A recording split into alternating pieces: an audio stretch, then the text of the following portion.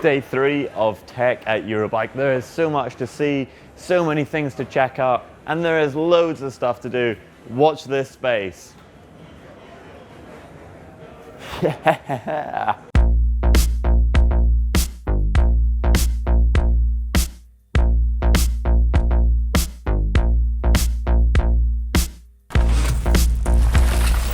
Danny MacAskill has been a 510 rider for quite some time now, but he has just launched his own range of shoes. Have a look at them. There's 5 different colors.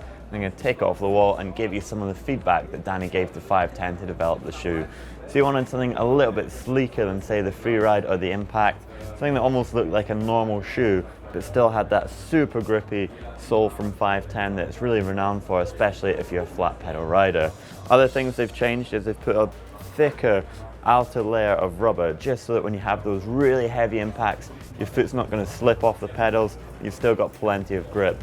Likewise, for those heavy impact landings, you've got a lot of sole protection underneath the heel, so when you do land, you're not going to go through it and damage your feet or even your ankles. Muc-Off might be renowned for looking after your bike, giving it a good clean and lubing up afterwards, but did you know that they've actually got a body performance range?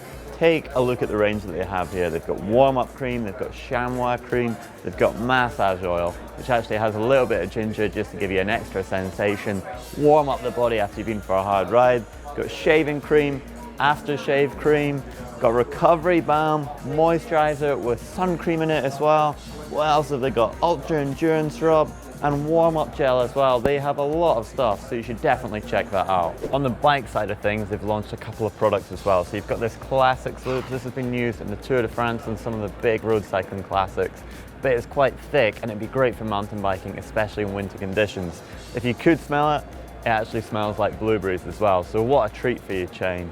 Other things, they've got this minus 50 degrees C chain loop, so perfect for all you fat bike fans out there if you're riding in the ice and the snow. And then they've also got a matte finish detailer, so you just spray that on the bike if you have a matte bike, and it'll bring it up looking like brand new. One bike that has really been turning heads this year has got to be this Evil Reckoning. It's a 29er with 160 millimeters of travel, which is an absolute monster for enduro racing. Check out cool things in the frame like this built-in chainstay protection, chain guide. It runs off that Delta system, and it's a full carbon frame. This is one beast for the mountains. When Einar signed to TRP brakes last year, no one quite knew what to expect. It was still quite an unheard of brand, but Aaron has actually been working with them quite hard to develop a new edition of that Quadium SL brake that we've seen him using. So take a look. This is his lever, his chosen setup. If you have a look over that, you've got your reach adjust straight there. But what's very interesting is if you actually come down and have a look at the caliper itself. So what they've done is they've added in some cooling fins. They're saying that they're taking away that pad movement that you sometimes get, especially when you use the brakes, just that sort of rocking movement, almost like you've got a loose headset. And then they're totally renewing the design of the pistons to make them lighter and also just dissipate that heat a little bit better. It's going to be very interesting to see them when they're finally released. This is still sort of a prototype product, but they do sound very interesting and could be a major competitor to other brands. The plus tire market is really starting to expand, and we're seeing that Maxxis are actually bringing out their famous Minion front tire. They're making that into a plus tire. We've got the Minion rear tire as well, and the High Roller 2. They all come in compounds that are tubeless ready. We've got the Exo Protection and 3C compound as well. So they're fast rolling. You've also got grip on the outside, so you can really push the bike down and get the maximum amount of grip. A lot of you guys have been asking about these Giro switchblade helmets when we featured them in the dirt shed a little ago, and we'd spotted that they're on Richie Rude and Cody Kelly's head of the Yeti team. Well, now finally they're released, and it's got a fully removable chin piece that'll allow you to almost have an enduro helmet as well. So you can actually ride to the top, pop on your chin piece, go down the hill. You've got that extra protection of a full face, and then when you get to the bottom, it's pretty easy just to remove. You've got 2 buttons underneath, pop them in, switch it to 30 degrees, and it just pulls out. Then to install, you just slide it back in, flip it down, and it clips into place. It's got MIPS protection as well, and it's fully ventilated with all these vents that you see right featured throughout the helmet.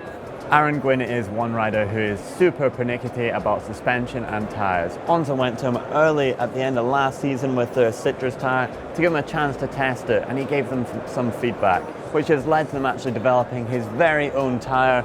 This is it right here. So there's some differences that you can actually see just looking at it straight away. It looks very similar to something like the Minion or even the Bontrager G4, but that has got to be said because Aaron helped develop those tires as well. There are some very subtle differences, and Onza have really added in their own touches as well.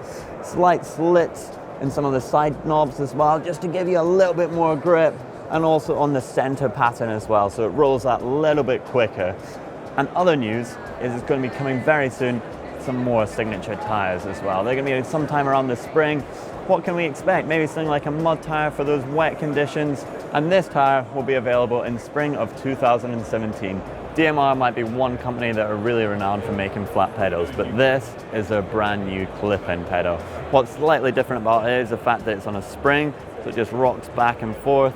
Cleat design, you're going to have 5 or 7 degrees of float, and then these bumpers that you can see right here, you can put a range of shims underneath to raise them up, lower them down, or you can even put some pins. And one very unique feature that they're talking about is some of the pros that they're actually going to have running these pedals. They're actually going to give you those exact platforms, bumpers, and the pin configuration, which you can then at a later date 3D print to get the exact same configuration they're running. Something very unique and only available if you have access to a 3D printer. This is a brand new bike from Propain. It's a Pro Edition, it's a full carbon frame set, and it's been co-developed with Zelfie and the Dirt team. So you've got a slightly more progressive shock link, and another really cool and unique feature is the fact you can actually adjust the reach of the top tube with a little set up at the head tube right here. So you can do it by plus or 10 mil either way to make it that little bit longer and give you a bit more stability when you're riding faster and rougher tracks. Personally, I think it is a super nice looking bike. As a tribute to Stevie Smith, long-term sponsors SRAM have developed these bars. They're the descendant bars, but they've got some neat touches for Stevie. So you've got this chainsaw signature right there. They're 780 millimeters wide, 25 mil rise, and all the money that's raised from selling these bars is going to go to the Stevie Smith Legacy Fund. So that fund is just going to create a little bit of money. It's going to keep his legacy going of being one of the fastest Canadian riders. And apparently there's talk of helping younger riders get into the sport and potentially even a bike park in his home of Vancouver Island. So we've seen a lot of manufacturers actually extending the Plus bike range. However, Schwalbe are going somewhere in between. So the Plus bike is generally 2.8 inches to 3.0. Schwalbe have taken that a step back and they're following some of the suite with other manufacturers by going for a 2.6. So this is a knobby nick, and the best part is that it's available in a 29er as well. And that can also work with those wider rims, sort of 30 millimeter inner diameter, so you're getting that extra volume and extra grip as well. So there you go, that's a wrap on the best of the tech from Eurobike. If you want to watch some more videos from GMBN, why don't you click just up there for the full Pro Bike playlist, and if you click down there, you're going to get to a full tech playlist. Don't forget to click somewhere just about there to subscribe, and you get a great video every day of the week.